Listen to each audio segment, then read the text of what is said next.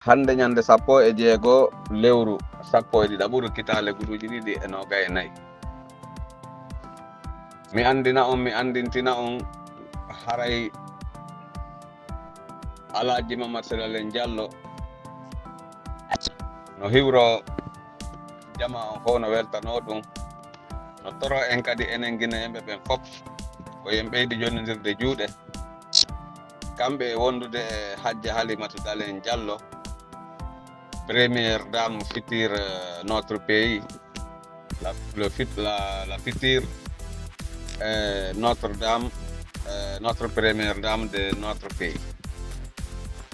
Haray kamɓe ɗiɗo hiɓe dari hiɓe dankaranni fi no ɓeydiren waɗirde jokkereji en ɗan ɗin ka men,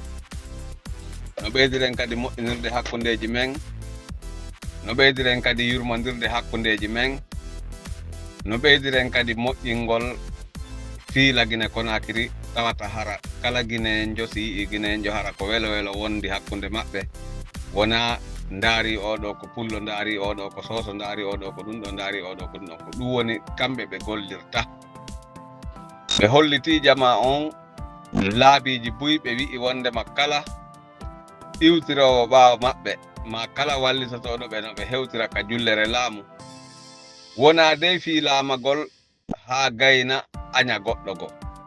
ko laamagol yiɗa guinéen on fof, yiɗana kadi guinéen on fof, ko woodi konka nder leydi en fof enen guinéen ɓen kadi wawen sendodade ko woni konka nder leydi men.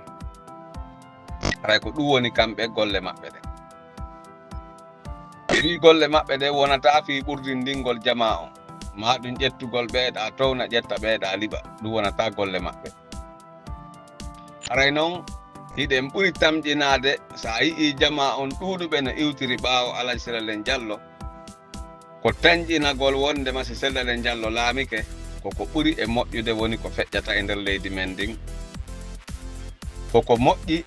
e ko tawata hara foppu no yeli ɗum ɗon kañum kadi fi no moƴƴira ka men. Yallah waɗan en ɗum, amin ya rabbi. Haray hande le 16 décembre 2024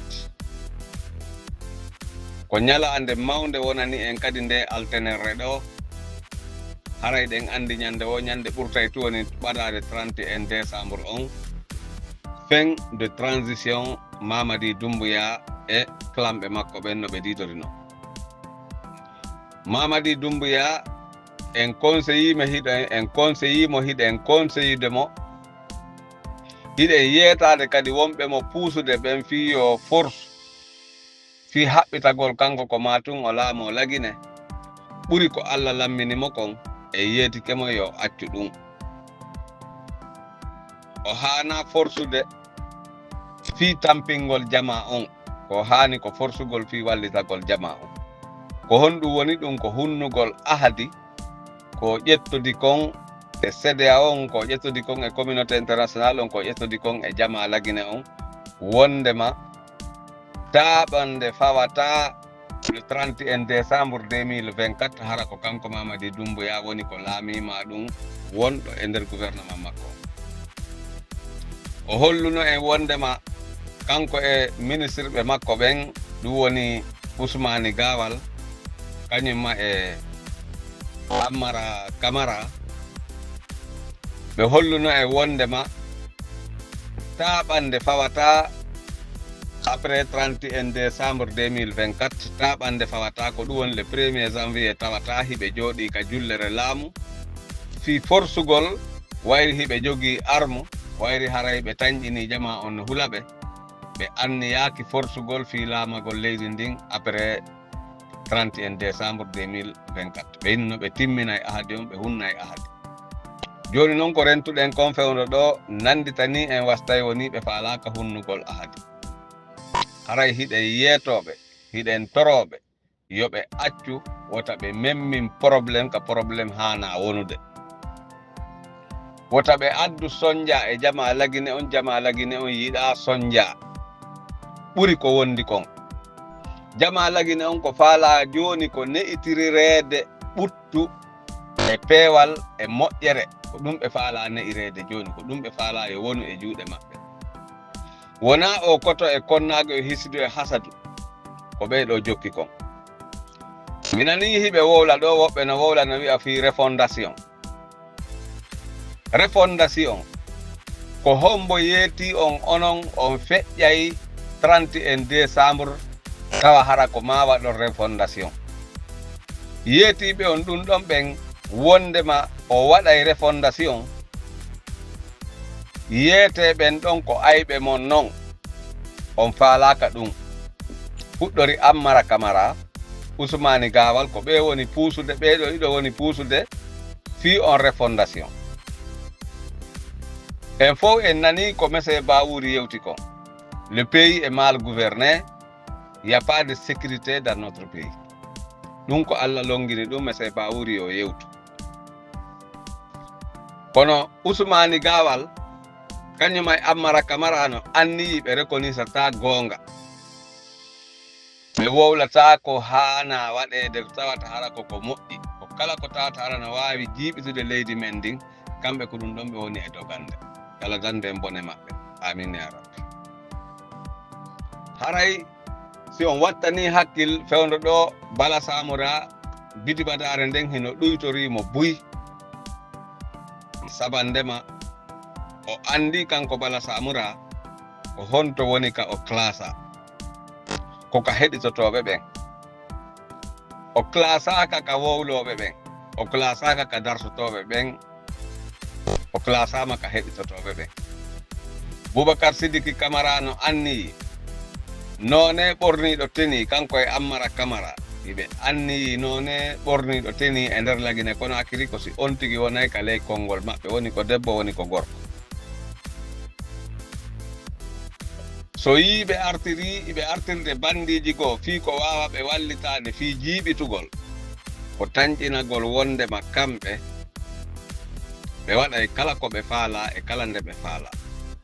kono ɓe yejjiti Allah hon kañum kadi puusuno Mamadi Doumbouya e klamɓe goo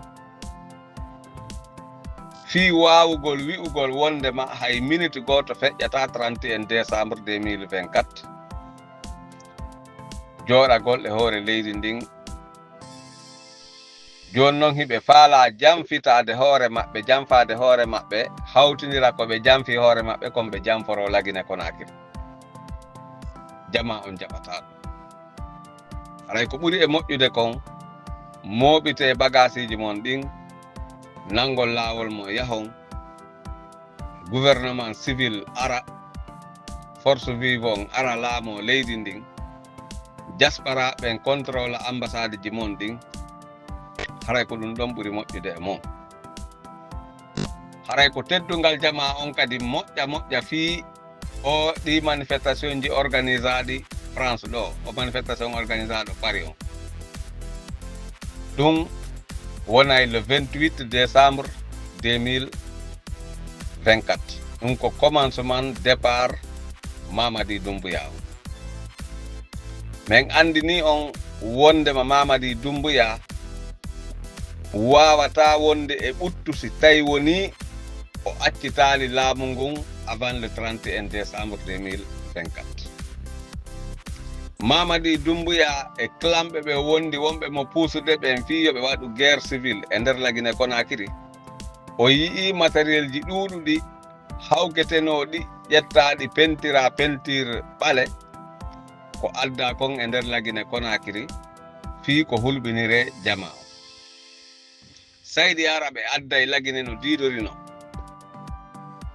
kala ka laawol ɓoyli ɓe waɗa ɗon sarde combat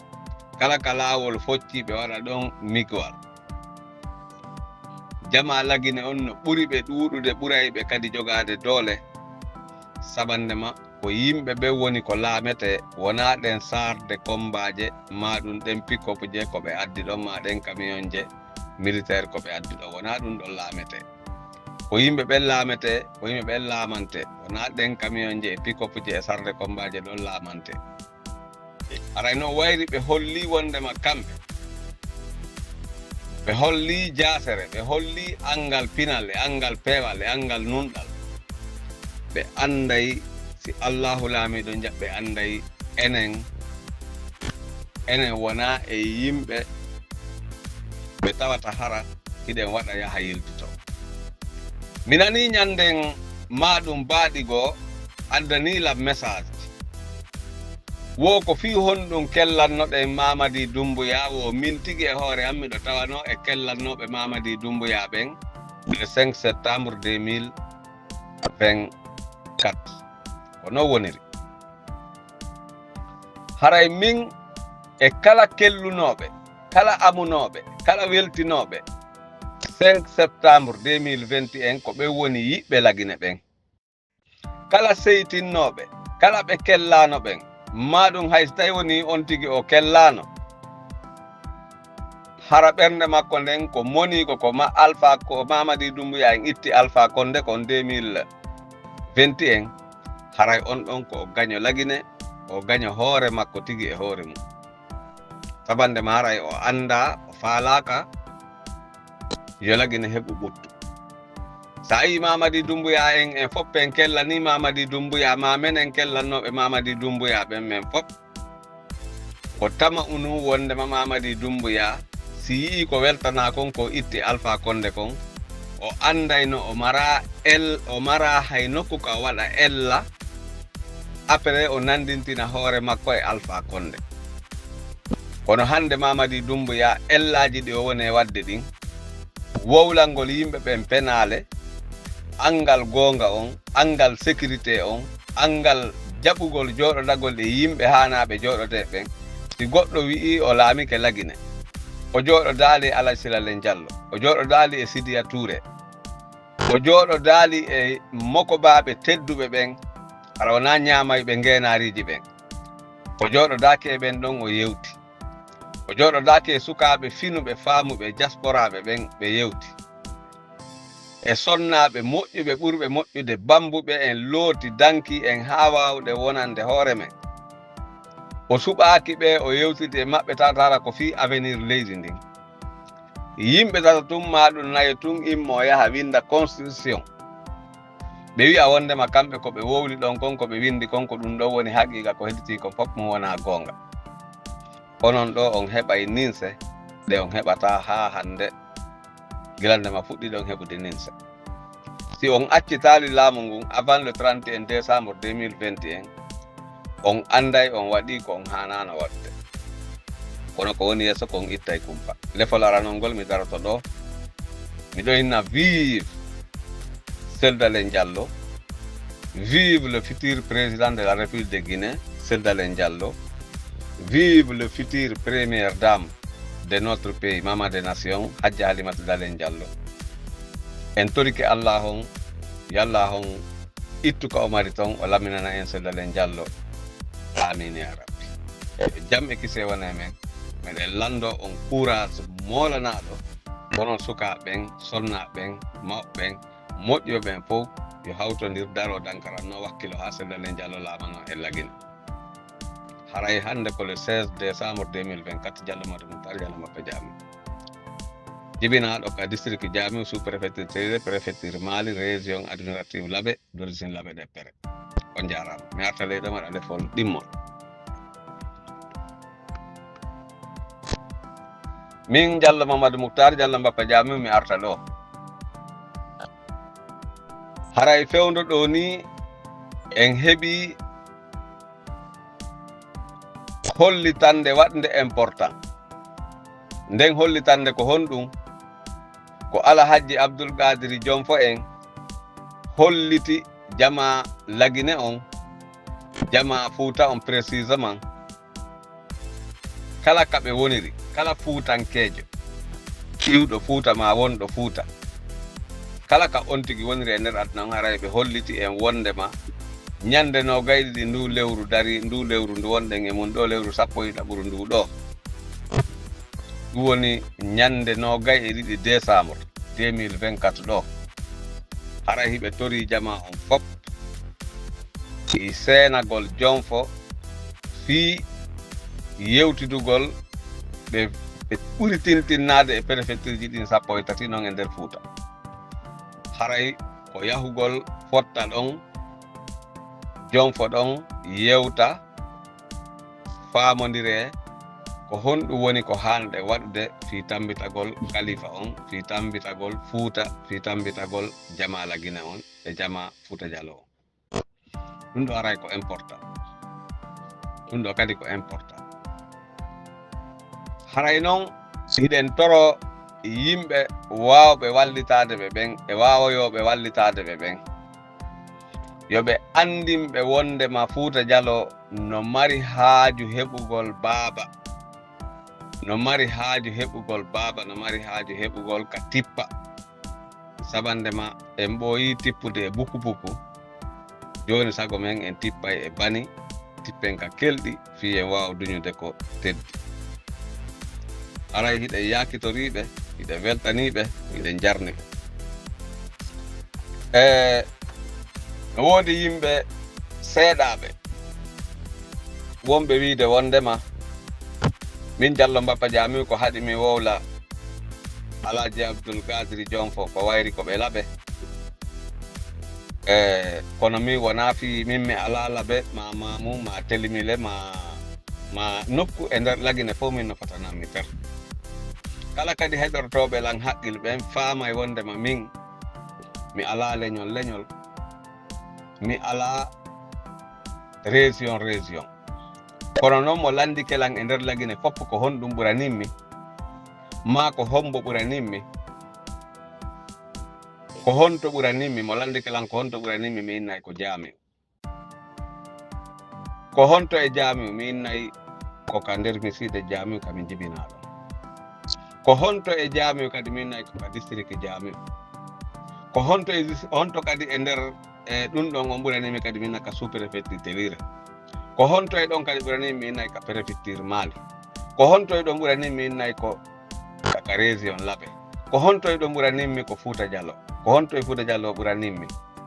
ko kala ka tawata harami ɗo mari yimɓe ɓe mi wawata famodirde mi wawa gollude fiɓantal Fouta e fiɓantal Lagine.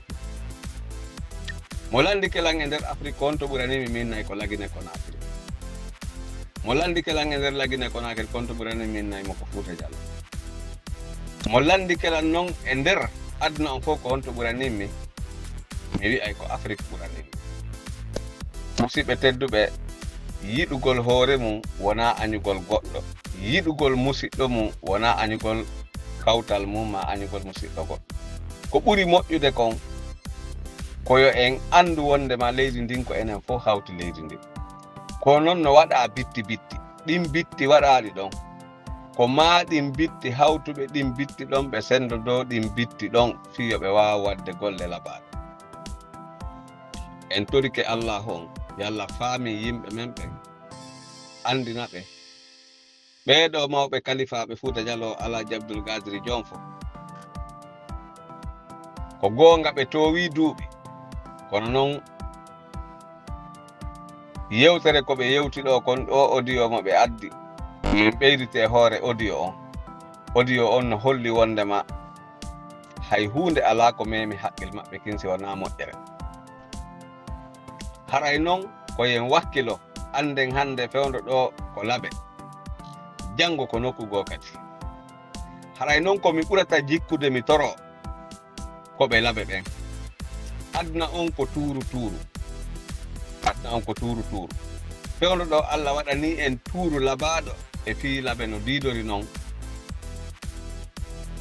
Haray on tuuru mo Allah waɗani en ɗon wota en jaɓu hersinde musidɓe men ɓeye. Hande si on ndaari fewndo ɗo ka fewndiɗen ɗo hiɗen mari avenir ji labaɗi enen ɓe Laɓe ɓen, kono noon ko so tawi woni en labini ɗin avenir ji si Laɓe ɗen, si wona ɗum haray moƴƴali. Enen ella men on koko tawata kon kala hedde jonnaɗo poste kelɗuɗo ko ɓuri heewde kon e men enen fulɓe ɓen a nodda e on tigi a heɓatamo. A faalite yewtude on tigi ko yewtaynoɗa kon ka réseaux sociaux ara wona ka réseaux sociaux yewtuɗa ɗaɓɓa ɓadiɗo mo ma musidɗo makko ma ɓiɗɗo makko ma kanko tigi fi yon yewtudu hara mi anda so tawi woni haray ko burmusu ma ko doloke ma ko veste on tigi ɓornimo tawata hara no holli kañum hino ɓuri heddetiɗo wonɗo mo noddude on ma no ɓuri hedditiɓe ɓen ko ɗum hatta o ƴettanamo téléphone ma ko ɗum hatta o notomo noddano ɗum koko hawni koko hulɓini si tawi Allah hawti en min hande kami won ɗo si mi wi'ama fi affaire wonugol kaka risuɓe mi tawaka e mum ka jannguɓe ha muuti mi tawaka e mum kono noon ka yiɗuɓe leydi men ndin miɗo tawa e mum faalanaɓe en ko moƴƴi ko miɗo tawa e mum yiɗuɓe ɓen enen kadi yen iw e nde tampere ɗo ɓiɓɓe men ɓen kañum kadi enen kadi waawen jogade ɓiɓɓe men ɓen puuse ɓiɓɓe men ɓen wano hedditiɓe ɓe woni e puusirde ɓiɓɓe mum ɓen noon yo wakkilo ɓe daro kamɓe mawɓen ɓe daroɓe iwtira ɓaawo ɓe duña fayɓe ɓen ɓe danda fayɓe ɓen kala ko wiyete kon ko boneji ɗin ɓe hiwa fayɓe maɓɓe ɓen ɓe danda ɓe enen kadi ko noon hanuɗen hiwirde fayɓe men ɓen dande ɓe ko noon onon kadi hiwirano ɗon fewdo mamiraɓe men ɓen ɓaawo ɗo ma mamiraɓe amen ɓen ko noon hiwirno on onon babiraɓe amen ɓen e onon halfinaɓe ɗi poste ji fewdo o wattu ɗo haray ko renuɗon ɗum ɗo wo maranɗon en ɗin ɗo wo wallitiɗon en fino wawiren iwirde e sonjaji ɗi wo haray hino fanɗi saba ndema aduna on ko tuuru hande tuuru on no e juuɗe laaɓe yo Allah dandu en yimɓe men ɓen hutade en ɓuri niye hande si en daari defte ko janga kamiluje ko janga e nder région ji ɗin fof en taway ko ɓuri darade aña mo mum on wikkomo mum on hanaɗo tambede on ko e nder région laaɓe on yo Allah dande en bone ɗum awa onon ardinaɓe ɓen changé ɗin ɗon jikkuji mo on wattane hakkil fino ɓeydiren jokkirde en ɗan wota en jaɓutuma ari bone wo wiyete ko enen ɓe laaɓe ɓen ɗum ɗon laabaka min on do mi tawta e ɗum ɗon hande hino ɗo Allah no okki en alaji seɗaɗen jam landi ala feccere landi ala sayi komo laaɓe ɓi waliyuɓe ɗi yimɓe kadi ɓe andanɗa hoore mum yiɗa probléme e hino Allah hon ko waɗi kon Allah ƴetti seɗere Diallo waɗani en mo yeeso aduna on fof no faala e seɗere Diallo laamo lagiri ko noon hiɗon andi ɓe jasayɓe miiniji ɗin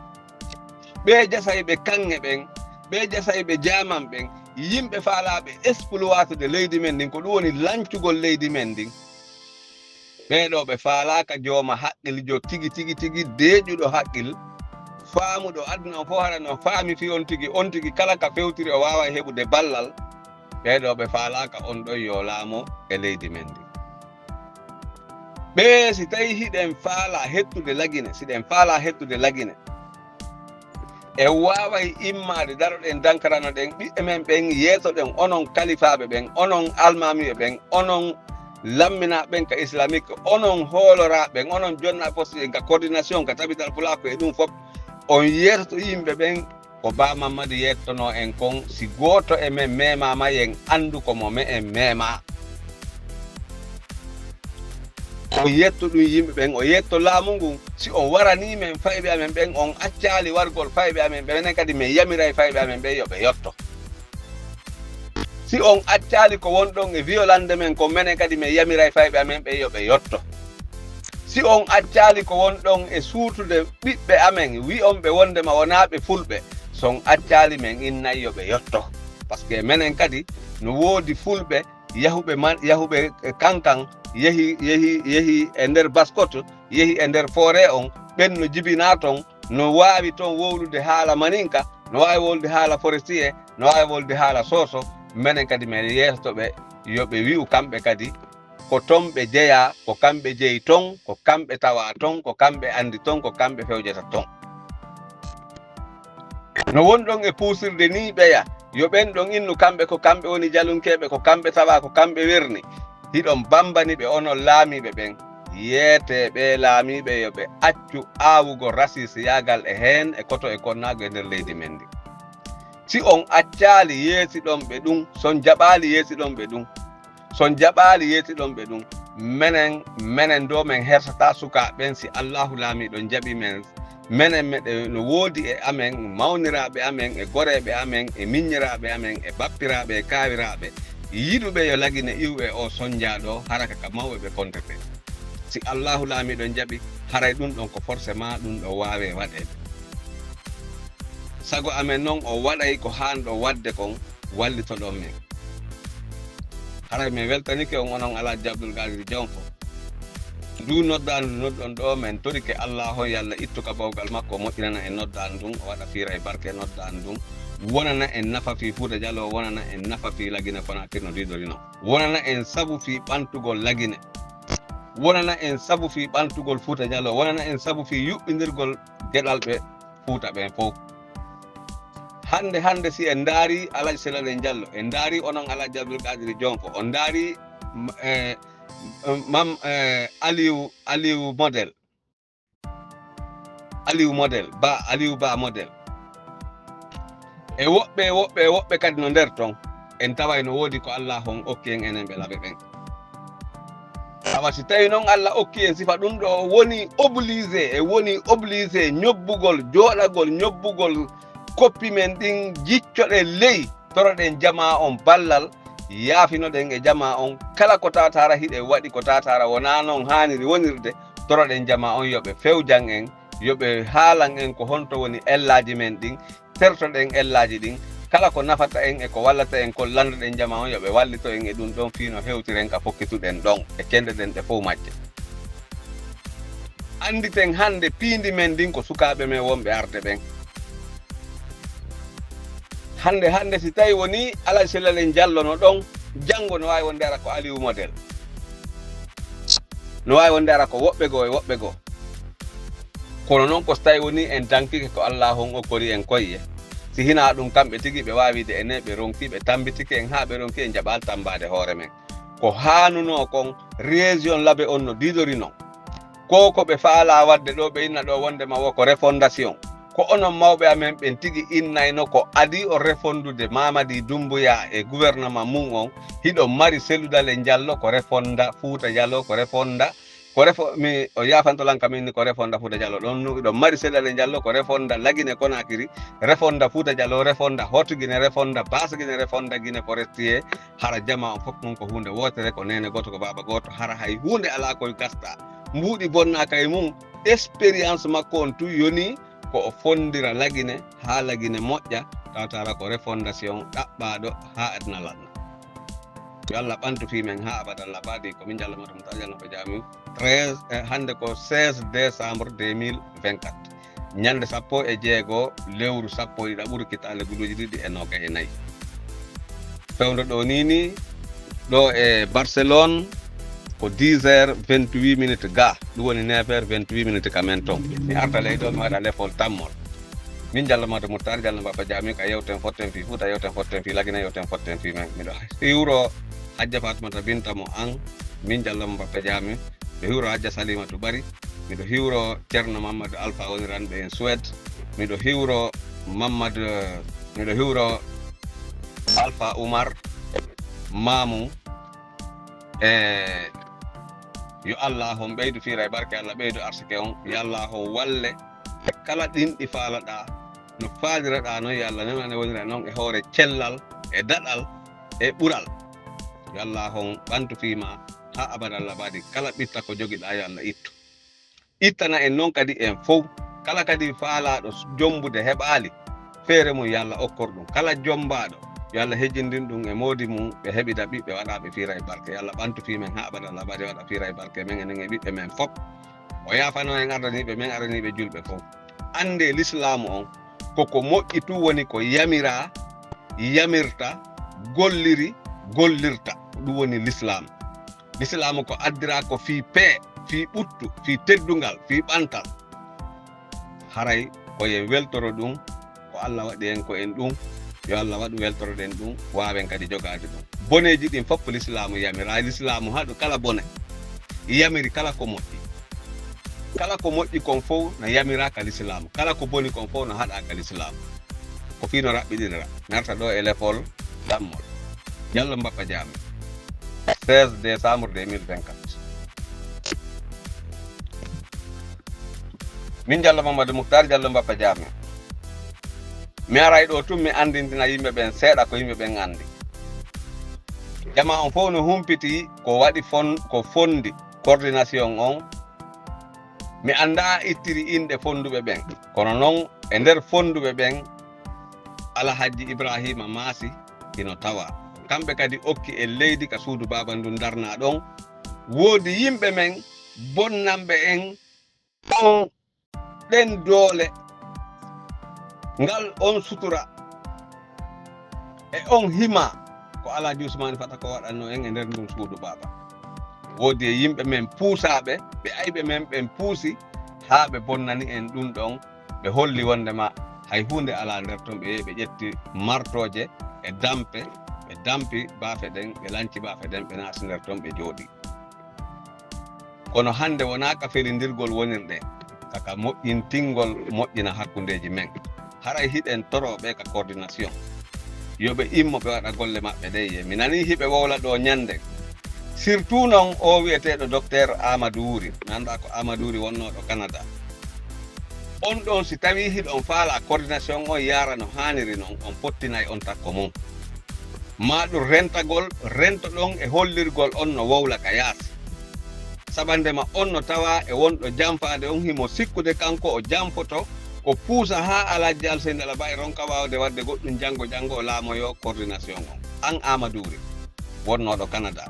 mi nani e nder yewtere ma hiɗa wi'a wondema ma woɓɓe no wi'a wondema wo an hiɗa acciti golle ma Canada hooti lagine fi wallitagol pulaako wona gonga ma ko a reteniti a golli ha a heɓi retraite no mbuuɗi ko yoɓeteɗa kon Canada wawatama yonande ko joɗotoɗa Canada waɗa o façon ko faalaɗa wadde ɗon e nder lagine Conakry ko jama lagine on fop fulɓe ɓen fop ko wayri ko an wonno keesuye on fewdo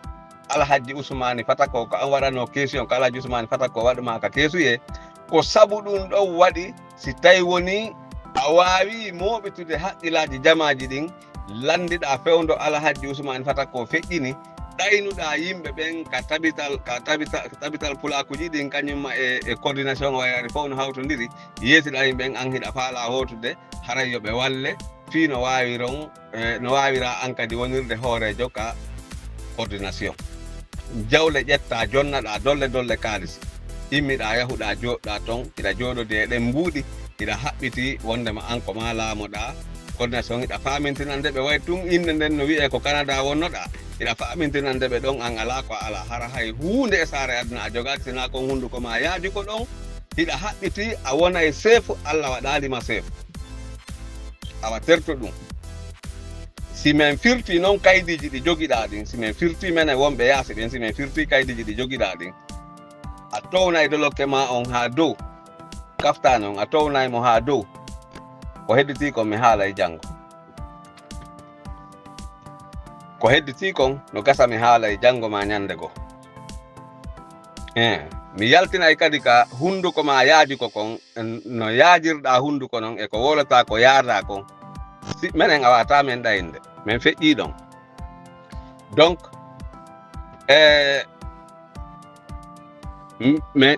kono gasi fof mum ella wala wayri ko halduɗen koye yewtu fino moƴƴira mi ala e feƴƴude hoore ɗon mi daranike ma ɗon mi ɓanginanima tun hankadi ka nder papier ji tunuɗi mi yaltinayi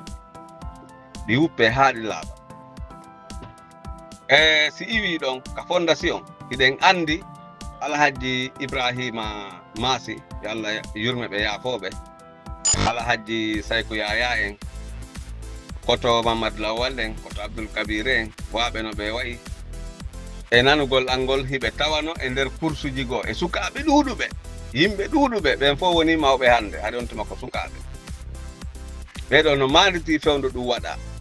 min mi mantaki mi ay sinɗo mantino fewndo mum kono hara mi tawano ka on tuma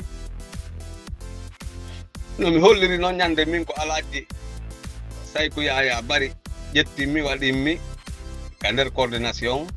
waɗinmi kadi conseil ko hombo wonannolan sabu ɗum ko docteur Abdourahmane wona noon docteur Abdourahmane yeeti Alhaji Saykou Yaya ɓe waɗan conseiller ko sabu ko docteur Abdourahmane jonninmi numéro téléphone Alhaji Saykou Yaya min Alhaji Saykou Yaya min yewtidi min yewtidi tun min yewtu tun ɓooyi seeɗa tawi on tuma ko nodde noto min yewtu tun ɓe wi'i baba mi wina ɓeyni an miɗo faala ya noddito yan hara miɗo jogii ta yewten ɓurini mi nodditoy ɓe min yewti ɓeyni gilandema hannde mi ƴettima conseil personnel Allah yurme ɓe yaafoɓe suusaali reedu ɓuri Alhaji Sayko Yaya Bari a coordination Alhaji Ousmane Fata ko gonga ɓe waɗi buy ɓe golli buy ɓe lancanama jawle maɓɓe ɓe lancanama piiji ɗuɗuɗi leydi maɓɓe jaɓama jawle maɓɓe bonnama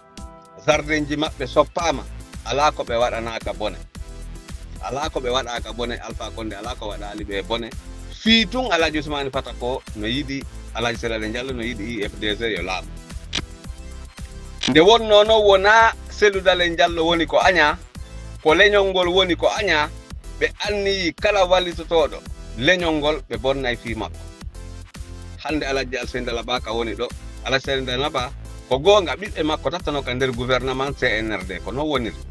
kamɓe tigi ɓe wolno fewndo ɓe ari ɓe inni wonde maray ɓe holliti en wonde maray ɓiɓɓe maɓɓe ɗiɗo no gollude ka nder gouvernement CNRD yilti ko ɓe laamiti ko mi nani mi confirmata kono mi nani kadi goɗɗo e maɓɓe naatti to woni joni ɓe jogii toon sukaaɓe tato ma ɓiɓɓe tato wonɓe gollude ka CNRD en salanaki ɓe ɗum en ɗumanna ko noyo ɓe andu CNRD on fiisi kamɓe kala e maɓɓe jogiiɓe jawle ɓen e nder lagine fulɓe ɓen fof ɓe annike ko maninka ɓen si Mamadi Doumbouya laamitike ɗo wallahi billahi tallahi si on ñeeñini ha Mamadi Doumbouya on joɗɗintini Mamadi Doumbouya e hoore jama on ɗo après 31 décembre 2024 ɗo ko kala ko wiyete ko pullo jogiiɗo jawle ko ɗum ɓe faala ko golle ko mission Mamadi Doumbouya ari mission on noon Alpha Condé no tawa e mission on Kasori Fofana o mo yahuno ɗon onon Alhaji Alassane Dallaba waaloyi ɗon e hoore mum ka labtane fewndo joɗɗina ɗon fewndo arɗon joɗɗin ɗon hoore mon on tumari menen fof min joɗɗinali on par ce que fewndo no fewndo tuma coup d'état on waɗi arɗon joɗɗon ka hoore jullere e wiwɗon ko onon laamoto coordination o ɗum hari Alhaji Ousmane Fata ko no feƴƴini timmali yontere si yawɗo waali ɗon e hoore Kasori Fofana holluɗon haray onon ɗiɗon faala yo Kasori Fofana o rewa e reweteɗen fof no Kasori Fofana yaltire ka kaso yo Allah waɗi o yalta ka kaso on anday yaltugol Kasori Fofana ka kaso ko piiji ɗiɗi ɓe accintina on coordination on si ɗum woopi ɓe jogo on hoole ɗum ñande goo noon o wi o yahi Diallo Bappa wowluno yo Allah dandu mi hettoyde goonga ɗon no mi haaliranno noon Messe Bawuri fewndo Messe Bawuri nooma premier ministre minni o Messe Bawuri fennan yo waɗan fenowo ko komi innayno kanko Messe Bawuri himo jogani Alhaji Sellale Diallo heen yo waɗu feere o yewtida e Alhaji Sellale Diallo o artira Alhaji Sellale Diallo lagine Conakry on tuma goɗɗo goo no Mauritanie anda ko Youssouf ɓeynatamo e tawi ko honno ɓeynatamo wo ko ustade jo ko menen hawti suudugoy ko jobboyankejo musidɗo am o yalti o wi wondema womiɗo inni yo alaji yoɓe torano Alhaji Sellale Diallo yo artu o simi wowli ɗum haray ko ella min ko fi Bawuri Alhaji Selludale mi wowli minni yo Alhaji Sellale Diallo e Bawuri yoɓe yewtu mi wowluno ɗum kadi Alhaji Sellale Diallo e noddu Bawuri avant Bawuri nomede premier ministre wayri Bawuri nomama premier ministre minni joni noon woni contraire ko Alhaji Sellale Diallo haalnoma nodde kono fewndo ni ko ɗum woni a garadama a ɓuuri Alhaji Sellale Diallo par ce que a woni premier ministre chef de gouvernement e nder lagine Conakry joni ko an ha noddude Alhaji Sellale Diallo yeetoɗaɓe wondema haray hiɗa faala yon jooɗo yewton fi avenir leydi ndin yewton fi no lagine moƴƴira minni yo fennan so waɗi ɗum haray o fennilam par ce que minni o waɗata ɗum Bawuri ƴetti mission mum on ko Mamadi Doumbouya en e clanɓe maɓɓe ɓen kamɓe maninka clan formayɓe clan jogiiɓe clan wonduɓe clan clanɓe ɓe clan o jokki ɓen ɗon o anniyi kanko e Ousmane Gawal ɓe rewa e reweteɗen fof Ousufalima ɓe rewa e reweteɗen fof fii yoɓe waawu bonnude fi IFDC joni kanko wonno hoore formugol waɗugol fonda imo tawa e fonduɓe ɓen IFDC kanko e Saliou Bela jeeyaɗo Labe Diallo Sadakaji jeeyaɗo Labe tawatara ko ɓeɗo wonata soferɓe fi liɓugol Alhaji Sellale Diallo no yurminani on ko ɗum waɗi simi inni enen ɓe Labe ɓen hiɗen hani torade jama Fuuta on fof yoɓe yaafano en koko wonɗe wadde ɗi ellaji kon e yeeso maɓɓe ɓe yaafanike en ɗum ɗo wonon so tawi woni en fof men en tamodiri en lammini Alhaji Sellale Diallo gilandema ɗon nawri yeeso si Alhaji Sellale Diallo en tamodiri en lammini Sellale Diallo kala fuutankeejo ka woniri ɓe yaafanto en ko wonɗen e janfondirde kon sen jaɓal ɗum haray no yurmini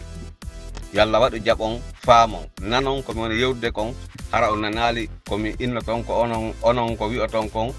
onon fulɓe ɓen ko wi'oton ko wondema wona ko wowli kon mi nani koko acci kon mi wowla jaɓa faamanelan komi wowli kon hara wona komi acci kon ɓure faamandelan komi wowli kon hara wona komi acci kon miɗo andi kadi gooto e enen ɓe wonɓe wowlude ɗo enen wowlay ɓen ka réseaux sociaux taso ako wolay ɓe WhatsApp ma Messenger ma ko woni fof ma ka Facebook ma ɗum ɗo ma ɗum ka TikTok walla tak ma ko TikTok mi anda enen ɗo no woodi e me'en wonɗo wadde koyɗe ɗiɗi amato amaga awa kala e men ene wowlay ɓen iwtirɗo ɓaawo Alpha Condé fiyo Alpha Condé sikkugol Alpha Condé laamiɗo to lagine ɗum tigi ko ɗum woni o ami e ɓaawo bara Alpha Condé abadan laamitota ko lagine min jalloma ɗum taƴal ko yami ɗo wakkili wonde sadaka leñol men ngol dande dow kono Alpha Condé laamitota ko lagine si Allahu laamiɗo jaɓi Mamadi Doumbouya kadi so accitali laamu ngon avant 31 décembre 2024 Mamadi Doumbouya wonata tranquille